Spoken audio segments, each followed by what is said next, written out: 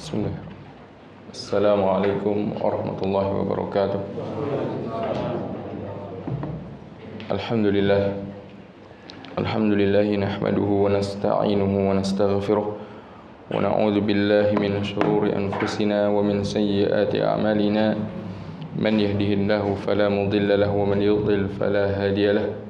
Asyhadu an la ilaha illallah wahdahu la syarika lahu wa asyhadu anna Muhammadan abdullahi wa rasuluh. Allahumma salli alaihi wa ala alihi wa sahbihi wa sallim salama taslima.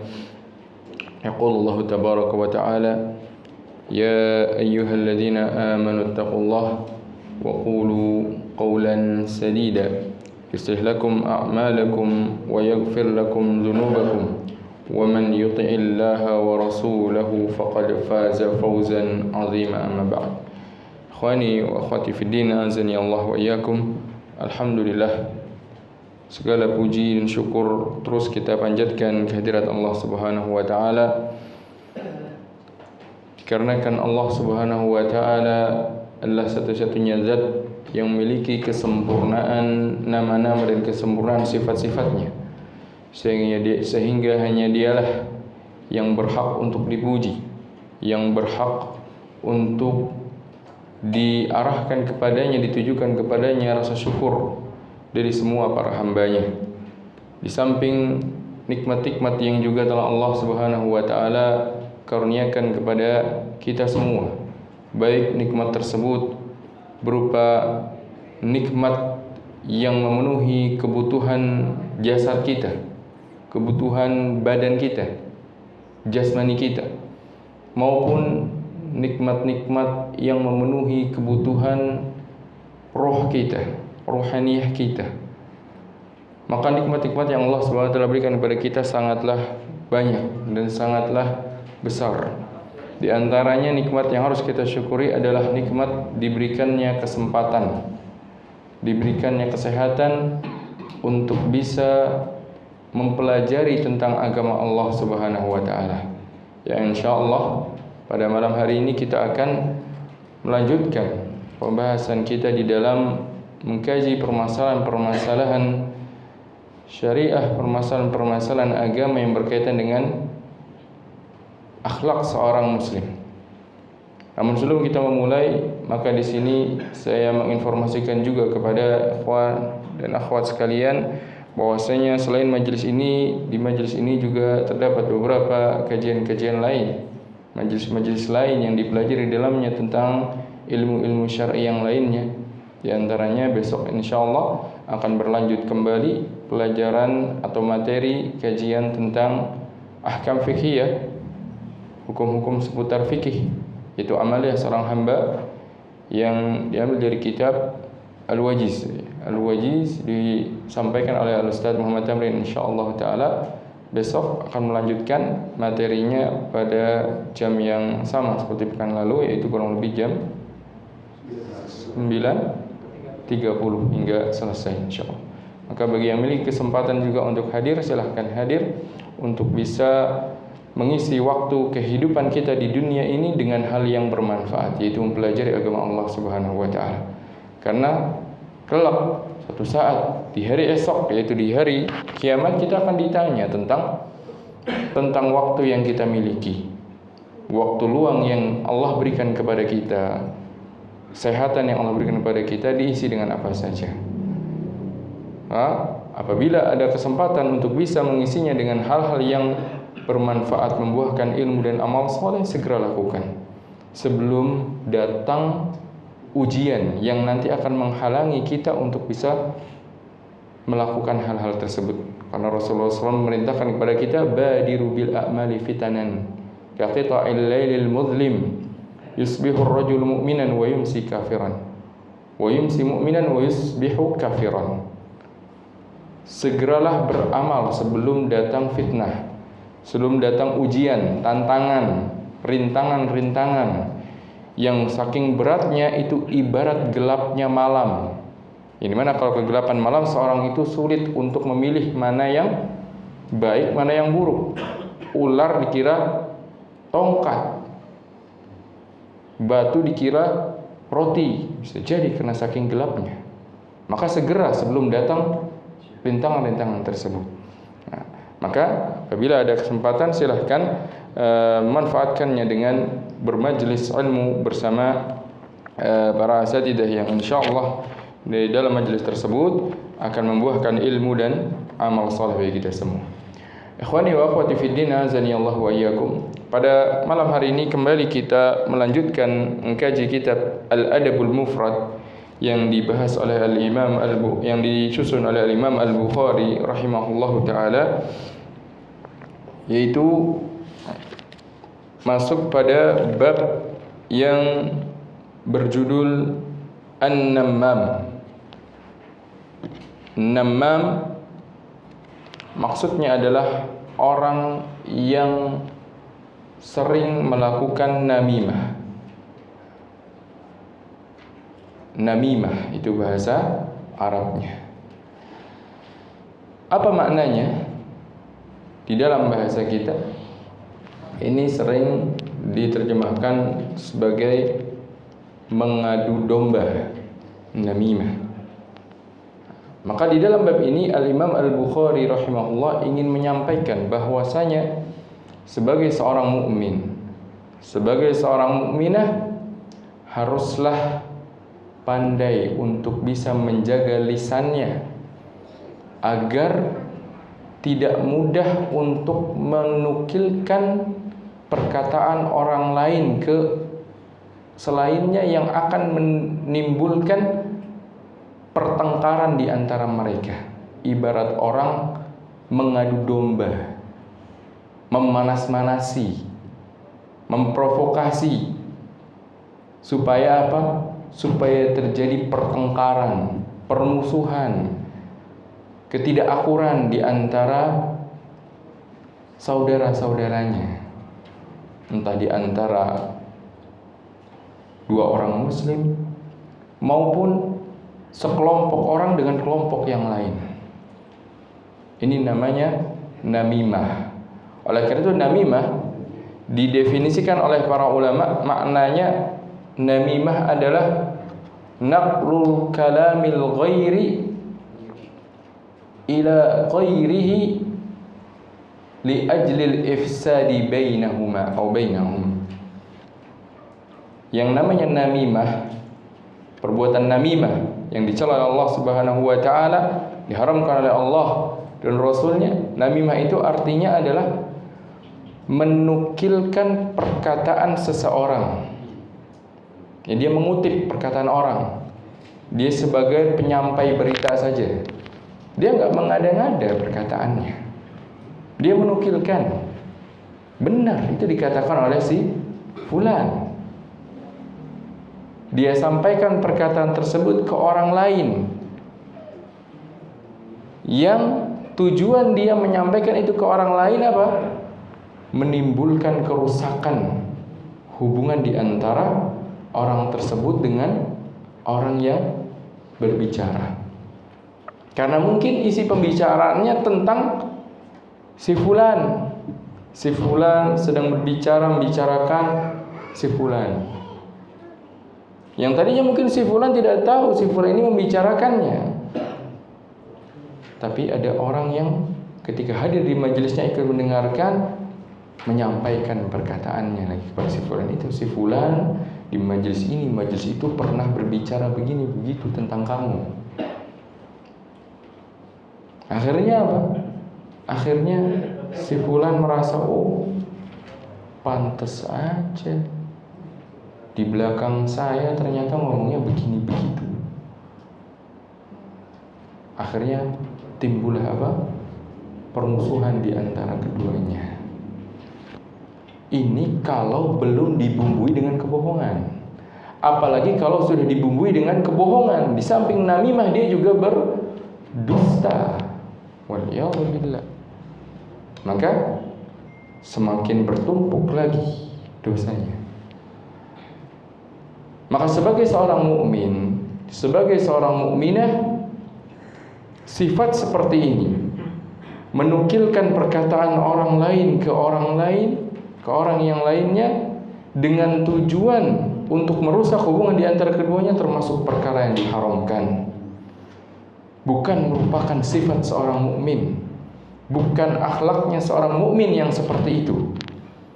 Karena seorang mukmin, seorang mukminah adalah orang yang pintar untuk menjaga lisannya, orang yang dia bertujuan untuk mempererat hubungan di antara saudara-saudaranya, bukan memperkeruh keadaan, bukan justru menjadi provokator dalam permasalahan yang ada. Maka dalam bab ini Al-Imam Al-Bukhari rahimahullah menyampaikan beberapa dua hadis di sini yang beliau sampaikan yang menunjukkan tentang haramnya berbuat namimah. Haramnya berbuat namimah, yaitu menukilkan perkataan seseorang ke orang lain dengan tujuan untuk merusak hubungan di antara keduanya. Karena kita sebagai seorang mukmin justru diperintahkan sebaliknya, yaitu apa? Kalau kita tahu ternyata antara si fulan dengan si fulan, si A dengan si B ternyata ada sedikit ketidakakuran, kesalahpahaman, sehingga keduanya terjadi tidak akur di dalam bermuamalah, maka kita justru diperintahkan untuk berbuat islah. Wa aslihu dzata bainikum, perbaikilah hubungan di antara saudara-saudara kalian. Itulah yang diperintahkan. Tapi kalau dia justru menjadi orang yang menjadi penyebab ketidakakuran itu, karena dia menukilkan perkataannya si fulan ke si fulan, si fulan pernah bicara begini dan begitu. Oh iya, saya dengar sendiri dengan telinga saya hadir, saya lihat dengan mata kepala saya, dia membicarakan kamu. Seperti ini justru menjadi apa? Menjadi seorang yang dimurkai oleh Allah Subhanahu wa taala. Bahkan Rasulullah SAW menyebutkan di dalam hadis yang pertama yang dibawakan oleh Imam Bukhari di sini, Rasulullah SAW ketika itu bersabda, yang diriwayatkan dari Hudzaifah radhiyallahu taala anhu, beliau mengatakan, sami'tu an-nabiyya sallallahu alaihi wasallam yaqul, aku mendengar Nabi sallallahu alaihi wasallam bersabda, la yadkhulul jannata qattat, tidak masuk surga qattat, yaitu orang yang melakukan namimah, diancam tidak masuk surga. Tidak masuk surga yang dimaksud di sini bisa jadi tidak masuk surga selama-lamanya kalau orang itu melakukan namimah dengan menganggap itu hal yang halal. Boleh-boleh saja, namimah itu bukan dosa. Berarti dia apa? Menghalalkan sesuatu yang telah diharamkan oleh Allah Subhanahu wa ta'ala. Maka dia telah kufur, murtad. Kalau seorang dia menghalalkan sesuatu yang jelas-jelas telah Allah haramkan, maka dia telah keluar dari Islam. Tapi jarang seperti itu dilakukan oleh seorang yang beriman. Makna yang kedua tidak masuk surga di sini adalah tidak masuk surga bersama golongan-golongan yang mereka memasuki surga pertama kali. Dalam artian dia terancam untuk dijerumuskan ke dalam neraka terlebih dahulu untuk dicuci dosa-dosanya. Karena orang-orang yang beriman, mereka bertingkat-tingkat dalam keimanannya, dan mereka tidak dalam satu waktu masuk ke dalam surga. Ada orang-orang yang beriman yang mereka masuk surga tanpa dihisab, tanpa diazab. Ada orang yang masuk surga dihisab tanpa diazab karena kebaikan-kebaikannya yang lebih berat dibandingkan keburukan-keburukan. Ada orang yang masuk surga namun dia tercabik-cabik terlebih dahulu di dalam neraka. Kemudian setelah Allah Subhanahu wa taala sucikan dia dari dosa-dosa, barulah Allah Subhanahu wa taala masukkan dia ke dalam surga. Karena surga itu tempatnya orang-orang yang bersih.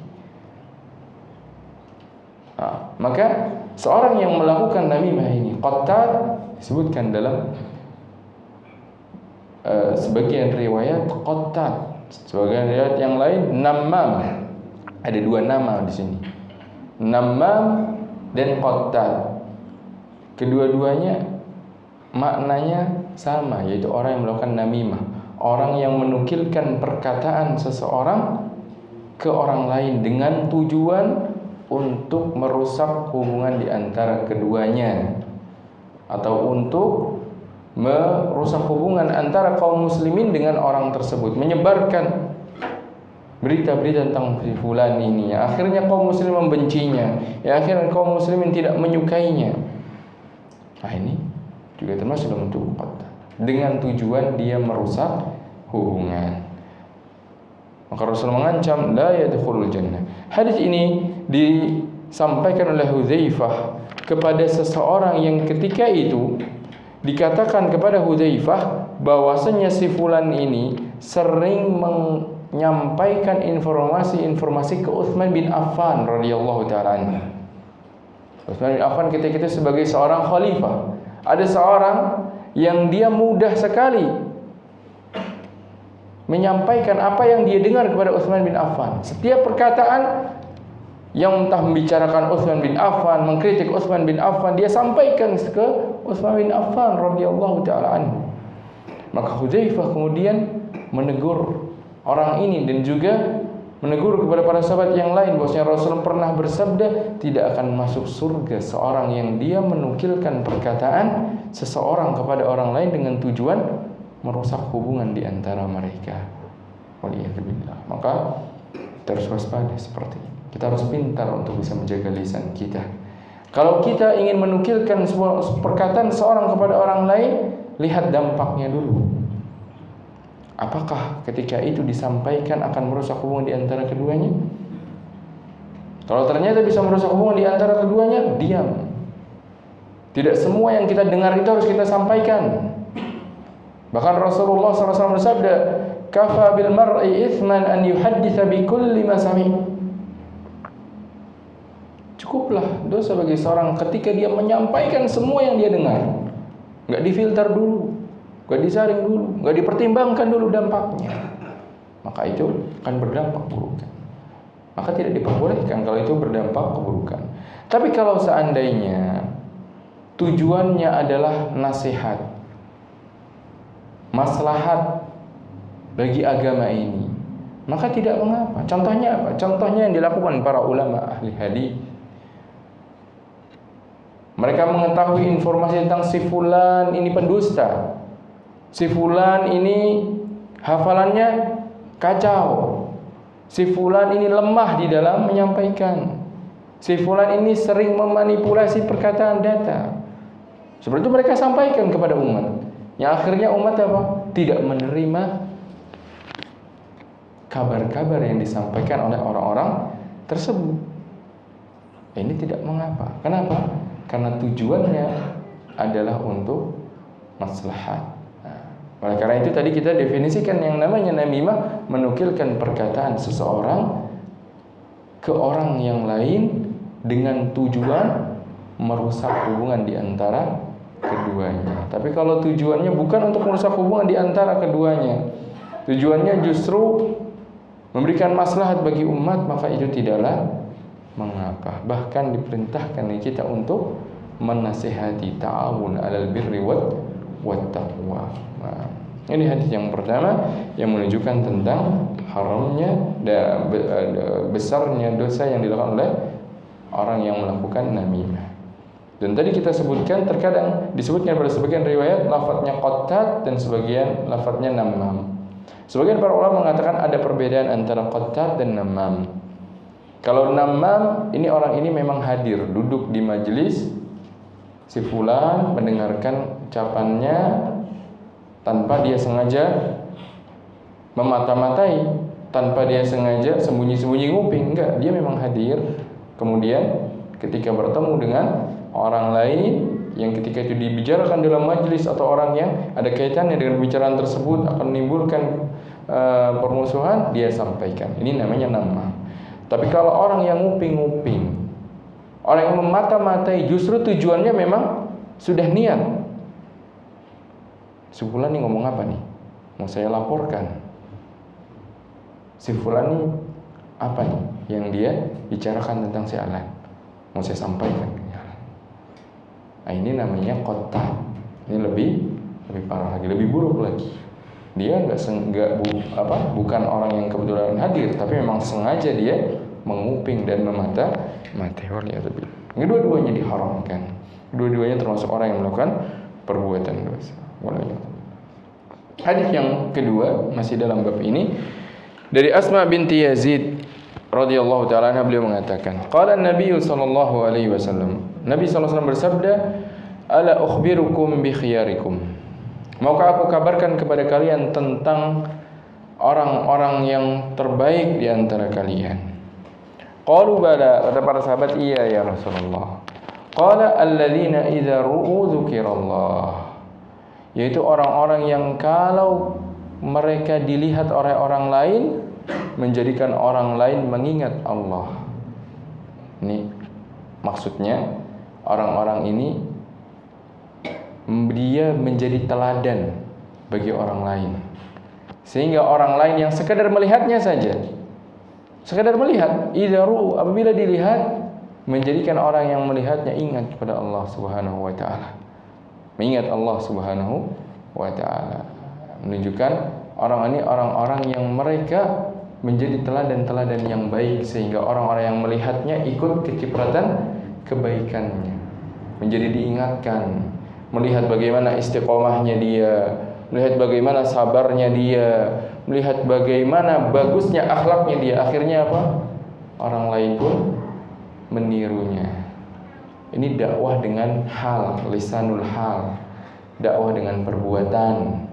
Meskipun dia tidak mengajak dengan lisannya, tapi dia dengan perbuatannya menunjukkan hal yang baik, hal yang menjadikan orang lain ikut mengingat Allah Subhanahu wa taala, maka merekalah orang-orang yang terbaik. Orang yang terbaik.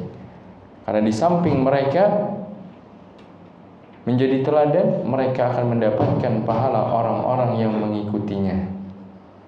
Mereka akan mendapatkan pahala orang-orang yang mengikutinya. Sebenarnya Rasulullah sallallahu alaihi wasallam menyampaikan, barang siapa dia memberikan sunnah yang baik, memberikan contoh perbuatan yang baik, maka baginya pahalanya, pahala yang dia lakukan, dan pahala orang yang mengikutinya setelahnya. Setelahnya berarti apa? Ya imma semasa dia masih hidup, imma dia sudah meninggal pun ternyata ada orang yang mengikuti teladannya, maka dia terus mendapatkan aliran pahala dari orang-orang yang mengikutinya, tanpa mengurangi pahala-pahala mereka. Tidak mengurangi pahala mereka. Tapi orang ini mendapatkan aliran pahala karena apa? Dialah yang meneladani mereka.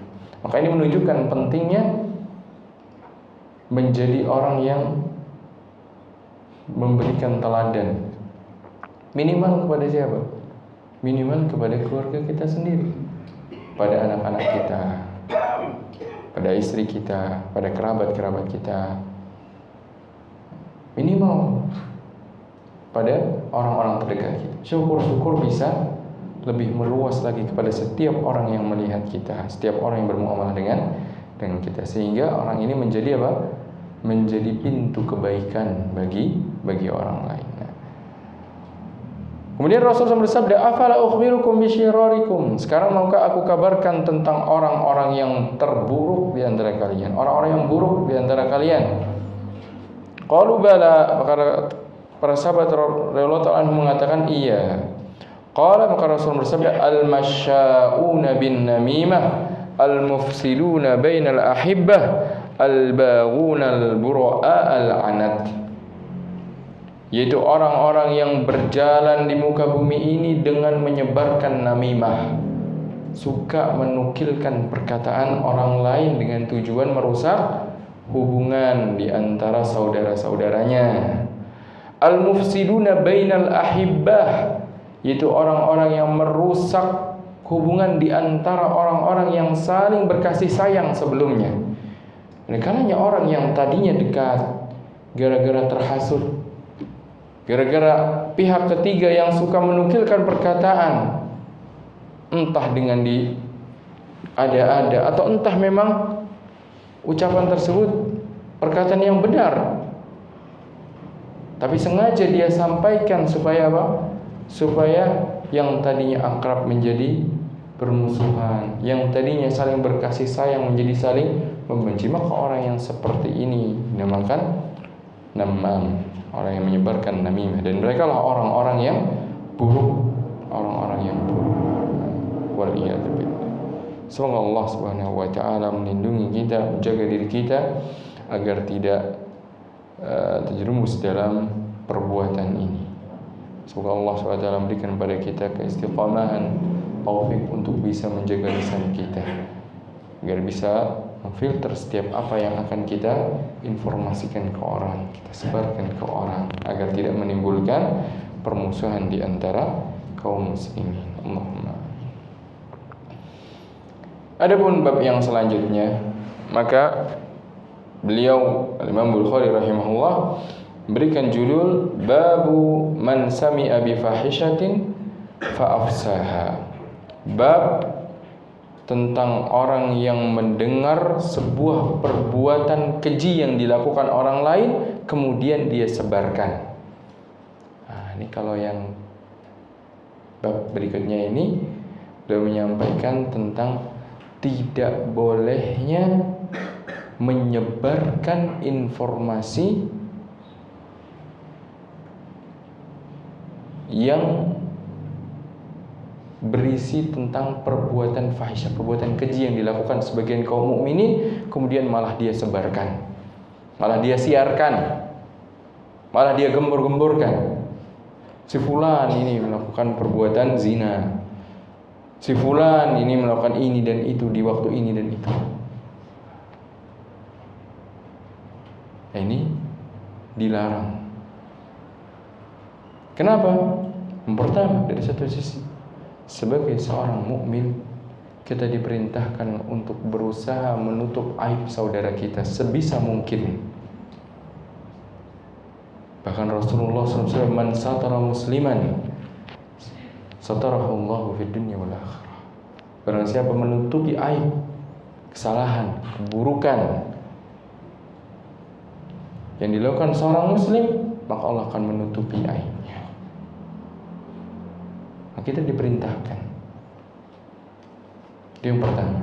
Alasan yang kedua, dengan menyebarkan perbuatan tersebut dikhawatirkan perbuatan ini malah menjadi sesuatu yang akan dicontoh oleh kaum muslimin lainnya. Untuk orang-orang yang tadinya tidak tahu gimana sih cara melakukan perbuatan tersebut, malah mereka penasaran. Akhirnya apa? Meniru. Akhirnya semakin apa? Semakin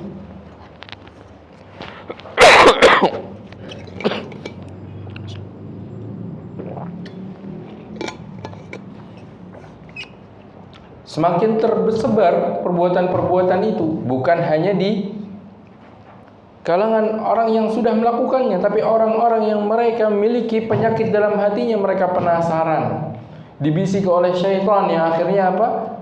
Meniru. Karena ada kalanya perbuatan buruk itu muncul dalam benak ketika mendengar ada yang melakukannya. Tadinya mungkin tidak terbesit sedikit pun dalam pikirannya. Ketika dia dengan informasi, ketika dia mendapatkan berita-berita, oh begini, fulan begini, oh iya ya, oh berarti banyak juga yang melakukannya ya, berarti biasa aja. Akhirnya apa?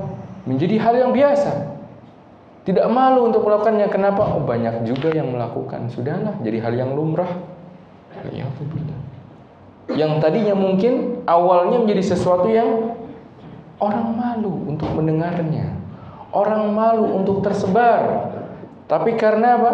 Karena sudah semakin disebar, ternyata bukan 1-2 orang yang melakukan, bermunculan pelaku-pelakunya, sekarang menjadi hal yang lumrah. Karena ibarat tadi, kalau orang bisa berdakwah dengan lisanul hal, orang bisa mengajak keburukan juga dengan lisanul hal. Orang kalau ingin mengajak orang lain, tidak harus dengan lisan ini, bisa dengan perbuatan saja sudah. Jadikan suatu tempat, ajak orang yang sependapat, setuju dengan perbuatan buruk yang dilakukan, sama-sama melakukannya terang-terangan. Nanti yang jadi malu siapa? Orang yang tidak melakukan, bukan orang yang melakukan. Kebalik jadinya. Contoh saja, menampakkan aurat. Sekarang yang jadi malu bukan orang yang menampakkan aurat. Orang yang nutup aurat ketika jalan di tengah orang-orang yang terbuka aurat, malah jadi kebalik. Yang merasa sungkan yang menutup aurat, bukan yang membuka aurat.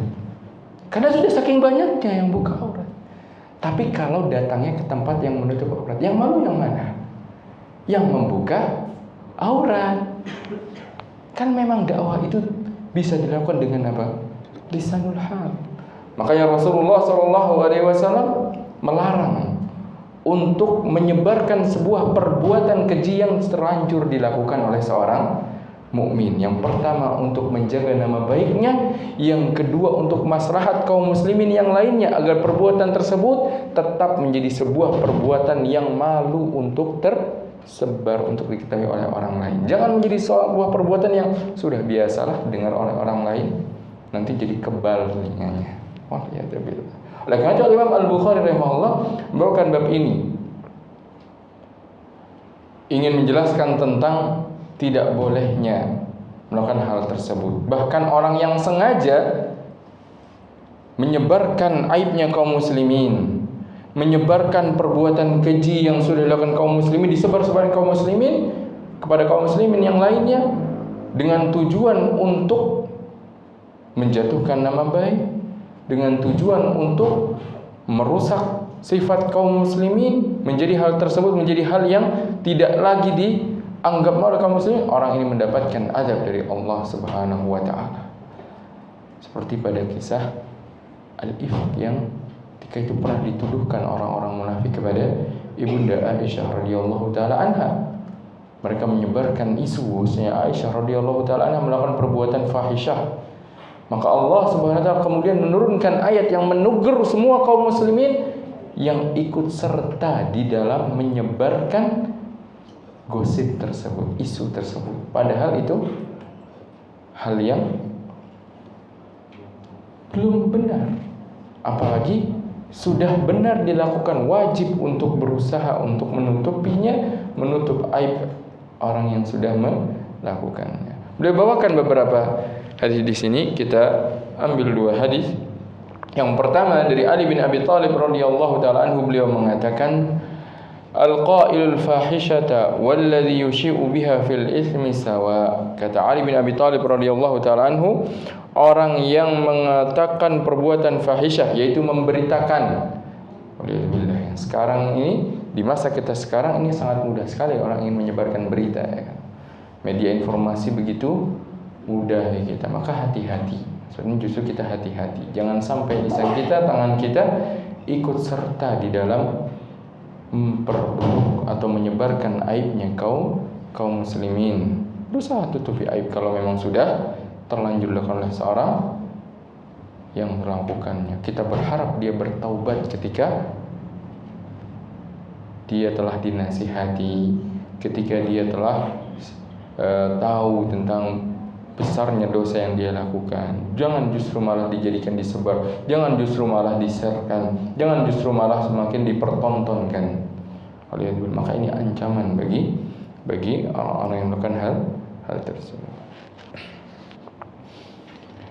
Mereka dan orang yang menyebarkan perbuatan keji tersebut sama di dalam dosanya. Jadi orang yang ikut ngobrolin, orang ikut ngomongin dengan orang yang sengaja menyebarkan, dosanya sama, kata Ali bin Abi Thalib. Lalu bagaimana? Ya kalau ada orang yang menyebarkan, kita tahu ini tidak boleh, udah tutup mulut, jangan ikut-ikutan. Jangan kemudian nanya-nanya, oh iya, benar gak? Mana buktinya? Oh saya pengen lihat sendiri lah. Jangan malah didatangi. Pengen bikin dokumentasi lagi. Alhamdulillah. Sekarang seperti itu. Kaum muslimin melakukan sebuah keburukan bukannya dinasehati, bukannya diajak bertaubat kembali kepada Allah Subhanahu wa taala, tapi disebarkan perbuatannya. Sehingga apa? Dicontoh lagi oleh orang lain. Yang jadi semakin banyak yang melakukan jadinya. Jadi semakin banyak melakukan. Makanya hal ini termasuk hal yang dilarang. Ini tentang menyebarkan perbuatan fahisyah. Fahisyah ini dimaknai perbuatan zina biasa. Namun juga terkadang perbuatan fahisyah perbuatan keji yang lainnya. Namun biasanya perbuatan fahisyah ini dimaknai dalam lafaz-lafaz syar'inya adalah perbuatan zina.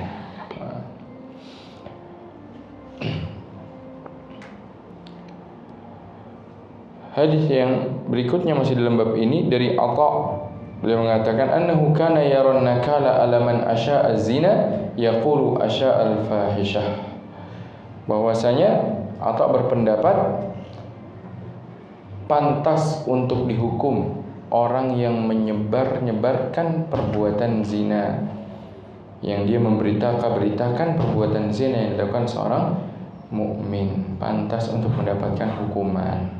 Tidak sepantasnya disebar-sebarkan. Kalau sudah terjadi di antara sebagian kaum muslimin, diam. Nasihati orang tersebut. Doakan agar dia tidak mengulanginya. Perbuatan yang manusia secara nalurinya pun malu untuk melakukannya, malu untuk tersebar. Tahu setiap orang perbuatan zina itu hal yang menjijikkan, hal yang dilarang, hal yang akan merusak hubungan di dalam keluarganya.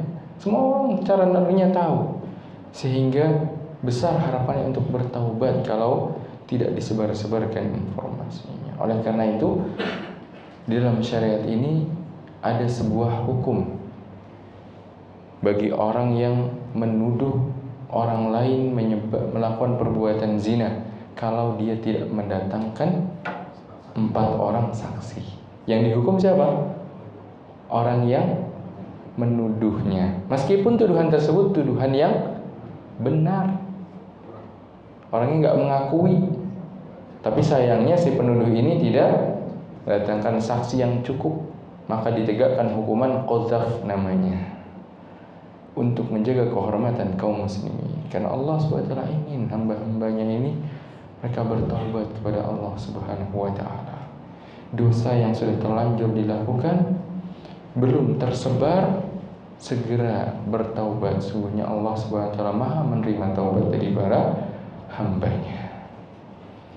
Bab yang selanjutnya, babun al-ayyab, bab tentang orang yang suka mencela orang lain. Bab ini yang semakna dengan bab ini pernah kita lalui sebelumnya, yaitu bab at-ta'an, mencaci. Beliau membawakan bab lain yang kurang lebih maknanya tidak jauh, yaitu al-ayyab, mencela, yang lebih ringan lah. Kalau mencaci itu mungkin dengan perkataan-perkataan yang keji, yang buruk panggilan-panggilannya. Al-ayyab pun sama, panggilan yang tidak disenangi, menjatuhkan harga diri orang yang dicela tersebut. Beliau bawakan beberapa hadis di sini. Kita ambil bagian di antaranya. Yang pertama dari Abdullah bin Abbas radhiyallahu taala anhuma, beliau mengatakan, "Idza aradta an tadhkur uyuba sahibika fadhkur uyuba nafsik." Kalau engkau ingin untuk menyebutkan aib kejelekan saudaramu, maka ingat-ingat terlebih dahulu keburukan yang ada pada dirimu. Maksudnya, di antara hal yang bisa membantu kita agar tidak mudah untuk mencela orang, agar tidak mudah untuk merendahkan harga diri orang, adalah sebelum kita menyebut keburukannya, coba ingat-ingat dulu, gimana sih kita? Apa iya kita lebih baik dibandingkan dia? Bukankah kita juga sama manusia? Bukankah kita juga banyak melakukan perbuatan dosa? Maka tidak perlu kemudian kita mencelaknya. Cukuplah kita menjaga lisan kita. Kalaupun seandainya dia melakukan perbuatan yang buruk, maka selama perbuatan buruk yang dilakukan tersebut tidak ada maslahat di dalam menyampaikannya kepada kaum muslimin, atau di dalam menjelaskannya kepada khalayak, maka ya sudah. Kita berharap dia bertobat kepada Allah Subhanahu wa taala. Maka dalam riwayat ini, dalam asar ini yang diriwayatkan dari Ibnu Abbas radhiyallahu taala anhu, beliau mengatakan, apabila engkau hendak untuk menyebut aib kekurangan pada saudaramu, maka hendaknya engkau ingat-ingat terlebih dahulu, engkau sebut-sebut saja kekurangan yang ada pada dirimu. Oleh karena itu disahkan bahwa sebagian para salaf ada yang mereka tidak pernah sedikit pun keluar dari lisannya ucapan buruk kepada saudaranya. Karena kita dilarang. Allah Subhanahu wa taala perintahkan kita, selalu diingatkan, ya ayyuhalladzina amanu taqullaha wa qulu qawlan sadida yuslih lakum a'malakum wa yaghfir lakum dzunubakum. Wahai orang yang beriman, bertakwalah kepada Allah dan ucapkanlah ucapan yang baik, yang sadid. Ucapan yang baik bukan ucapan yang mencela orang. Ucapan yang baik bukan ucapan dengan kata-kata yang kasar. Ucapan yang baik adalah ucapan yang ketika dia ucapkan hal tersebut menjadikan orang yang mendengarnya senang, menjadikan orang yang mendengarnya tidak tersakiti selama itu hal yang benar. Tapi ada kalanya orang itu disampaikan kebenaran malah merasa tersakiti. Bukan itu yang dimaksud. Menjadi acuan adalah apa yang diucapkannya, ucapan yang sadid, dengan bahasa yang sadid. Sadid itu baik, isinya baik, waktunya baik, ditujukannya dengan tujuan yang baik. Itu makna qaulan sadida, yaitu sadidun fil qaul wa sadidun fi maqal. Baik dalam isi ucapannya dan baik di dalam cara penyampaiannya. Kita terus diingatkan ayat itu. Sering mungkin kita dengar ayat tersebut, ya ayyuhalladzina amanu taqullaha wa qulu qawlan sadida. Apa manfaat yang kita dapatkan? Yuslih lakum a'malakum. Niscaya Allah SWT akan memperbaiki juga amalan-amalan kalian kalau kalian memperbaiki lisan kalian. Kalau betapa banyak orang menjadi buruk karena kan lisannya. Makanya Rasul pernah bersabda, wa hal yakubbun nasa fin nari ala wujuhihim illa hasaidu alsinatihim. Dan tidaklah ada perkara yang paling sering menjerumuskan kebanyakan manusia, menelungkupkan atau menyungkurkan wajah-wajah manusia ke dalam api neraka, melainkan buah dari lisan-lisan mereka. Waliyadzubillah. Semoga Allah SWT jadikan kita orang-orang yang bisa menjaga lisan, berikan taufik pada lisan kita, cahaya keimanan di dalam lisan kita, agar tidak keluar dari lisan kita kecuali hal-hal yang diridhai oleh Allah Subhanahu. Dalil yang berikutnya masih dari Abdullah bin Abbas radhiyallahu taala anhuma, ketika beliau menafsirkan firman Allah Subhanahu wa taala, wala tanabazu wala talmizu anfusakum wala tanabazu bil alqab. Itu dalam surat Al-Hujurat, Allah Subhanahu wa taala melarang orang-orang yang beriman dari menjuluki sebagian mereka kepada sebagian yang lain dengan julukan-julukan yang buruk. Wala talmizu anfusakum, jangan kalian cela diri kalian. Kata Abdullah bin Abbas, diri kalian di sini maksudnya jangan kalian mencela sebagian pada sebagian yang lain. Jangan saling mencela. Dikatakan wala talmizu anfusakum, jangan kalian cela diri kalian sendiri. Kenapa disebutkannya diri kalian sendiri? Karena kita ini sebagai orang yang beriman ibarat satu jasad, bagaimana disebutkan oleh Nabi SAW dalam hadis yang lainnya. Perumpamaan seorang mukmin dengan mukmin yang lainnya itu seperti satu jasad, yang kalau di mana sebagiannya sakit, tersakiti, maka akan ikut dirasakan oleh sebagian yang lain ikut demam. Kalau ada sebagian anggota tubuh yang sedang sakit, terinfeksi, maka anggota yang lain pun akan ikut merasakannya dengan ikut panas dingin, ikut demam, meriang. Seperti itu juga kaum mukminin. Sehingga tidak sepatasnya orang yang beriman itu saling melemparkan julukan yang buruk kepada saudaranya. Kenapa? Karena kalau dia melemparkan julukan yang buruk, memanggil saudara dengan julukan yang buruk, dengan panggilan yang buruk, saudaranya menjadi sakit hatinya, sedih. Maka seharusnya dia pun ikut merasakan kesedihannya. Maka secara tidak langsung ayat ini melarang kita untuk saling mencela di antara kaum mukminin. Kita berusaha untuk tidak mengeluarkan kata-kata yang buruk meskipun kita sedang dibuat kesal. Lalu bagaimana? Apa yang harus kita ucapkan? Imma diam, imma doakan agar orang tersebut kembali dari ketergelinciran yang dia lakukan. Makanya di antara bagian para salaf mereka kalau dibuat marah, ketika dia dibuat kesal oleh orang lain, saking kesalnya dia ingin mencela orang yang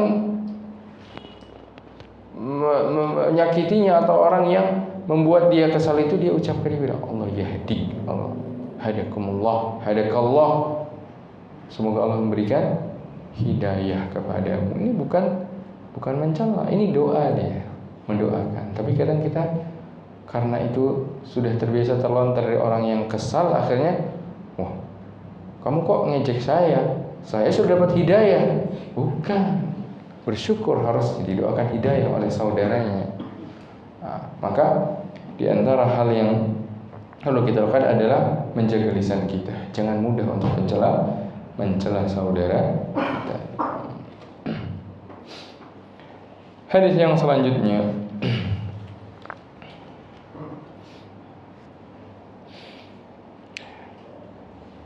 dari Ikrimah, beliau mengatakan, mengisahkan bahwasanya suatu ketika pernah mereka ini diundang makan. Kemudian Ikrimah mengatakan, saya tidak tahu yang mengundang ini apakah Ibnu Abbas atau sepupunya Ibnu Abbas. Intinya mereka diundang oleh keluarganya Ibnu Abbas. Tidak tahu siapa yang mengundang awalnya, apakah Abdullah bin Abbas atau sepupunya. Nah, Ikrimah mengisahkan, lalu suatu ketika, ketika dalam undangan tersebut ada seorang budak perempuan yang mengantarkan makanan, menghidangkan di depan mereka. Kemudian ada sebagian dari mereka mengatakan kepada budak tersebut, ya zaniyah, hei wanita pezina. Karena mungkin kesal melihat sebuah perbuatan yang dilakukan perempuan tersebut karena melakukan kesalahan di hadapannya atau hal lain. Intinya Ikrimah mengatakan, mengisahkan ketika itu ada salah seorang yang hadir kemudian mencela budak wanita tersebut dengan mengatakan, ya zaniyah, hai wanita pezina. Dia menjulukinya demikian. Tuduhan. Maka kemudian dikatakan kepada orang tersebut, mah, jangan, berhenti kamu melakukan seperti itu. Illam tahuddaka fid dunya tahudduka fil akhirah. Kalaupun seandainya di dunia ini engkau tidak mendapatkan hukuman had. Kenapa? Karena kata para ulama, kalau yang dicela itu budak, yang mencela tidak dikenakan hukuman had. Tapi bukan berarti kemudian dia bebas hukuman di akhirat. Kalau seandainya pun di dunia engkau tidak mendapatkan hukuman, maka di akhirat engkau pasti akan mendapatkan hukuman. Menunjukkan hal yang dia lakukan ini perkara yang besar, dosa yang besar, itu melakukan qadzaf, menuduh orang lain berzina tanpa mendatangkan 4 orang saksi. Manggil, dia enggak menuduh di hadapan hakim, tapi dia memanggilnya dengan panggilan seperti itu. Afaraita in kana kadzalik. Orang tersebut kemudian beralasan, gimana kalau seandainya memang benar seperti itu? Nah, sekarang orang ini beralasan, kenapa dia ucapkan seperti itu? Mungkin dia tahu memang si fulana ini berzina, pernah mengetahui si fulana ini berzina. Maka apa kata Ibnu Abbas? Innallaha la yuhibbul fahishal mutafahish. Kalaupun seandainya yang engkau ucapkan itu benar, yaitu budak wanita itu pernah melakukan perbuatan zina, namun Allah SWT tidak senang orang yang lisannya itu keji dan kasar. Dia akan manggilnya dengan perkataan kata-kata yang kasar. Meskipun ucapan tersebut benar, si fulana ini pernah melakukan perbuatan zina, tapi tidak sepantasnya kemudian dia memanggilnya sebagai si pezina. Atau mungkin bahasa lainnya, misalkan si pelacur. Tidak boleh seperti itu. Meskipun memang benar, mungkin memang dia melakukan seperti itu. Kenapa? Kita sebagai seorang mukmin, kita diperintahkan ketika mengeluarkan kata-kata dari lisan kita, pilihlah kata-kata yang baik, bahasa-bahasa yang baik, bukan bahasa-bahasa yang buruk, kotor, kasar, atau menyakiti orang. Maka kata Ibnu Abbas, sesungguhnya Allah tidak mencintai orang yang mengeluarkan kata-kata yang keji ataupun melakukan perbuatan-perbuatan yang kasar. Ini menunjukkan pentingnya bagi seorang untuk berusaha terus menjaga lisannya agar dia menjadi seorang mukmin yang baik, orang mukmin yang terbaik di kalangan orang-orang yang beriman, sebagaimana Rasulullah sallallahu alaihi wasallam mengatakan, khiyarukum man idza ru'u dzukirallah. Orang yang kalau dia dilihat menjadikan orang lain juga ikut ingat kepada Allah Subhanahu wa taala. Nah, khani wa khati fi din anzalnahu wa iyyakum. Kita dengarkan azan terlebih dahulu, kemudian apabila ada yang ditanyakan silahkan disampaikan setelah azan. Wassallallahu Nabi Muhammadin wa alihi wa sahbihi wasallam.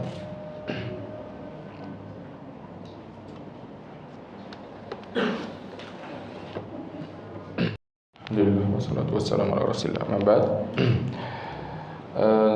Terakhir sebelum kita buka sesi tanya jawab, hadis terakhir dalam bab ini diriwayatkan dari Abdullah bin Mas'ud radhiyallahu anhu dari Nabi sallallahu alaihi wasallam. Beliau bersabda, "Laisal mu'minu bit-ta'an walal la'an walal fahish walal badhi'." Bukanlah seorang mukmin ini orang yang suka mencaci, bukan pula orang yang suka melaknat. Perbedaan mencaci melaknat, kalau mencaci itu dia melemparkan perkataan yang keji ke orang lain, itu mencaci, menjuluki yang keji.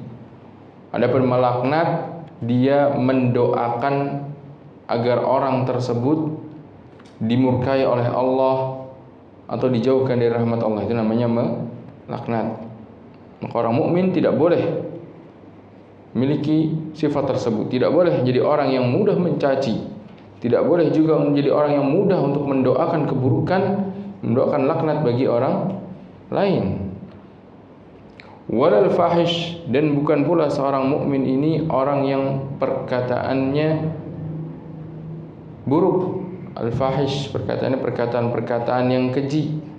Ucapannya kalau tadi mencaci orang lain, ada objeknya. Al-fahish bisa jadi tidak ada objeknya, tapi ucapan-ucapan dia ucapan-ucapan yang kata-kata yang kasar, kata-kata yang kotor ketika dia berucap, ketika dia berbicara. Walal badhi, tidak pula orang yang sikapnya kasar. Tidak seharusnya demikian. Itu seorang mukmin seharusnya apa? Seorang mukmin harusnya menjadi orang yang dia lembut terhadap mukmin yang lain. Ketika bertemu, memberikan senyuman, memasang wajah yang menggembirakan bagi orang yang melihatnya, menebarkan salam, berucap kata-kata yang baik. Ini seharusnya sifat seorang mukmin. Maka dalam hadis terakhir yang beliau bawakan dalam bab ini menjelaskan tentang bagaimana seharusnya lisannya seorang mukmin. Seorang mukmin haruslah bisa menjaga lisan.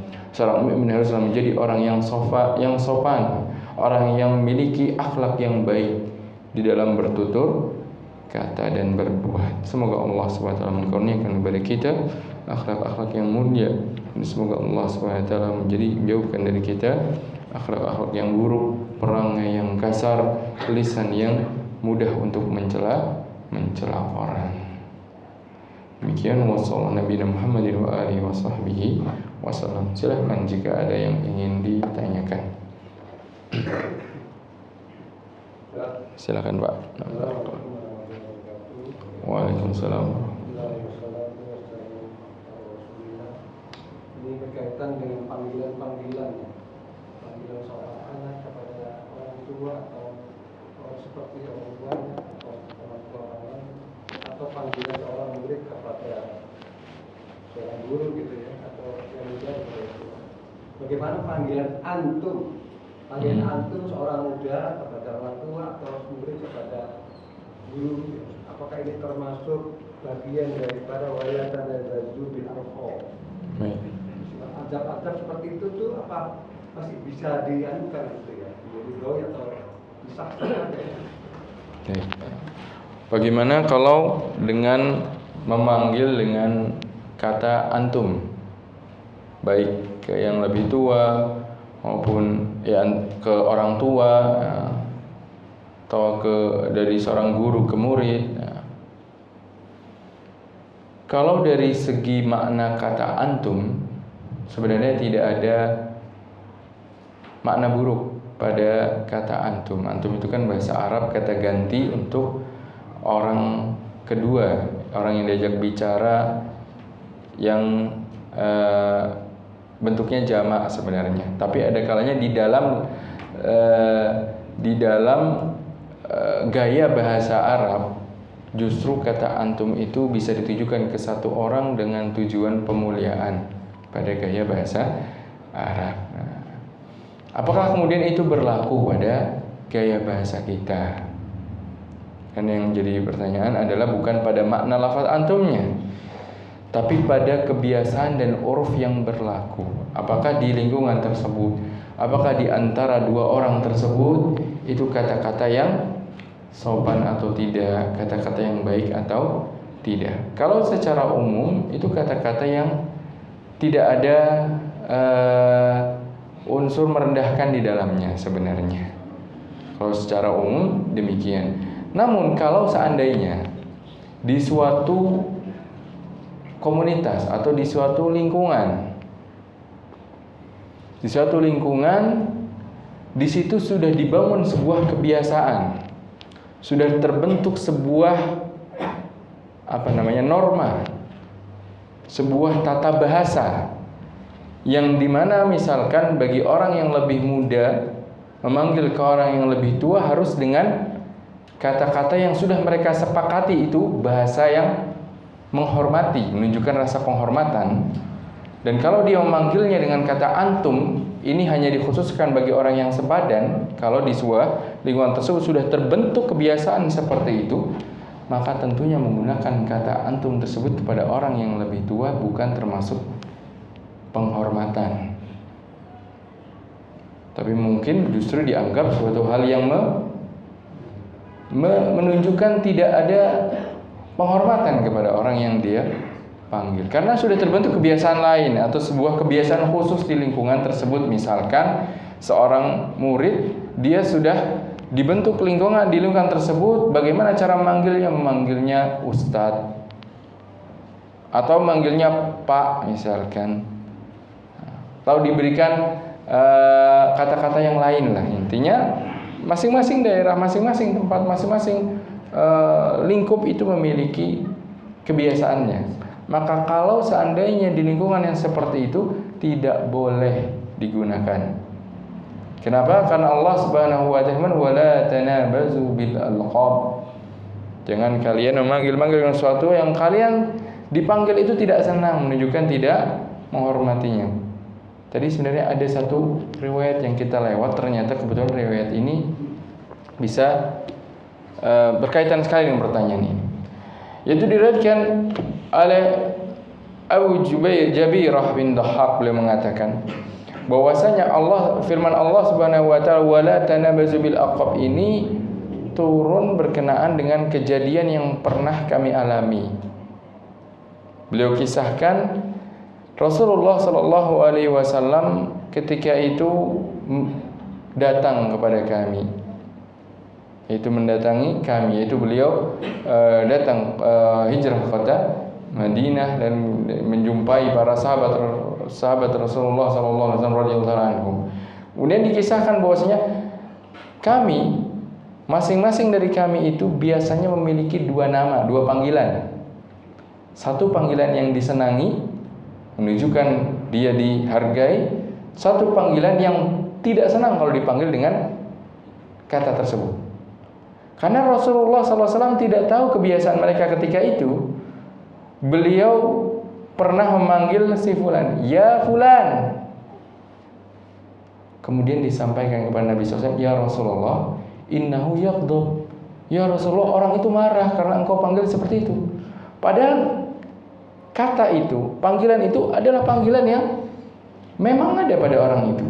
Makanya tadi disebutkan kebiasaan kami punya dua bentuk panggilan. Satu panggilan senang kalau dipanggil seperti itu, satu panggilannya kalau dipanggil seperti itu tidak senang. Kebetulan Rasul belum tahu kebiasaan mereka, belum tahu mana panggilan yang disenangi, beliau panggil dengan kata yang orang tersebut tidak senang. Maka turunlah ayat ini. Apa korelasinya dengan pertanyaan tadi? Bahwasanya kalau di sebuah lingkungan sudah terbentuk sebuah tata bahasa, tata cara memanggil yang menunjukkan penghormatan kepada orang yang dipanggil, kemudian ada orang menyelisihinya, menganggap tidak perlu seperti itu. Di lingkungan yang lain itu biasa, tapi di lingkungan tersebut menunjukkan tidak hormat, maka tidak boleh. Kenapa? Karena Rasulullah SAW katakan, Rasulullah bersabda, la yu'minu ahadukum hatta yuhibba li akhihi ma yuhibbu li nafsihi. Tidak sempurna keimanan seorang di antara kalian sampai dia itu memperlakukan saudaranya dengan perlakuan yang dia itu senang diperlakukan. Dia senang tidak kalau dihormati orang? Senang. Senang tidak kalau orang memanggil dia dengan perkataan-perkataan, bahasa-bahasa yang sopan dan memuliakan? Senang. Maka begitu juga seharusnya dia memanggil orang tersebut di lingkungan yang sudah terbentuk kebiasaan bahasa yang sopan, dipanggil dengan kata-kata yang khusus demikian. Maka perlu diperhatikan juga kebiasaan orang. Makanya dalam syariat ini kebiasaan, selama kebiasaan itu tidak mengandung sebuah kemungkaran, tidak diingkari. Bahkan ada kalanya didukung dan dijadikan sebuah acuan di dalam memberikan sebuah hukum. Makanya ada sebuah kaidah fikih di dalam hukum-hukum fikih itu apa? Al-urfu al-adah muhakkimah atau muhakkamah. Suatu kebiasaan, sebuah tradisi yang berjalan, sudah berlaku di sebuah lingkungan, ini bisa menjadi sebuah penentu. Penentu yaitu maksudnya apa? Tolak ukurnya. Tolak ukur di dalam memberikan hukum dalam permasalahan yang terjadi. Wallahu ta'ala alam. Maka jawabannya kita katakan tergantung tempatnya, Pak. Tergantung tempatnya, sudah punya kebiasaan yang seperti apa di lingkungan tersebut. Apakah perkataan antum kepada setiap orang itu dianggap hal yang sudah mencukupi dalam rangka menghormati, atau perkataan antum ini hanya dikhususkan bagi orang yang seusia saja? Itu pun harus diperhatikan pada kebiasaan yang ada. Wallahu ta'ala a'lam. Nah, masih ada pertanyaan lagi? Silakan, Pak. Assalamualaikum warahmatullahi wabarakatuh. Waalaikumsalam warahmatullahi wabarakatuh. Bagaimana Ustaz tentang hadis al-namah atau namimah? Apakah ada perbedaan atau kesamaan dengan sering kita dengar ghibah? Ada bedanya atau ada sama? Assalamualaikum warahmatullahi wabarakatuh. Waalaikumsalam. Antara namimah dan ghibah. Apakah sama ataukah beda? Jawabannya ada persamaannya, ada perbedaannya. Ada kaitan antara namimah dengan gibah, tapi tidak 100% sama dan tidak 100% berbeda. Kata para ulama, ada segi persamaan secara khusus, ada segi perbedaan secara khusus, yaitu likul umumun wa khusus wajhi. Itu ada kesamaannya, ada perbedaannya maksudnya. Nah, pertama, namimah ini maknanya menukilkan perkataan seorang ke orang lain dengan tujuan untuk merusak hubungan di antara keduanya. Ini namimah. Adapun gibah, tidak mesti gibah itu tujuannya merusak hubungan di antara keduanya. Ada kalanya orang gibah ini cuma sekedar ngisi waktu buat obrolan aja tanpa tujuan kamu nggak usah permasalahin. Satu sisi maka tidak semua gibah itu namimah, tidak semua namimah itu gibah gitu. Tapi ada kalanya kesamaannya apa? Kalau namimahnya dia ngobrolin orangnya tidak hadir, maka berarti selain namimah gibahin juga.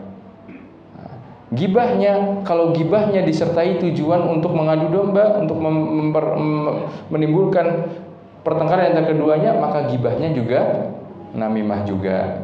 Tapi ada kalanya gibah nggak ada namimahnya, namimah nggak ada gibahnya. Misalkan namimah nggak ada gibahnya, orang yang disampaikan ini tahu si fulan ini pergi ke si fulan untuk menyampaikan beritanya.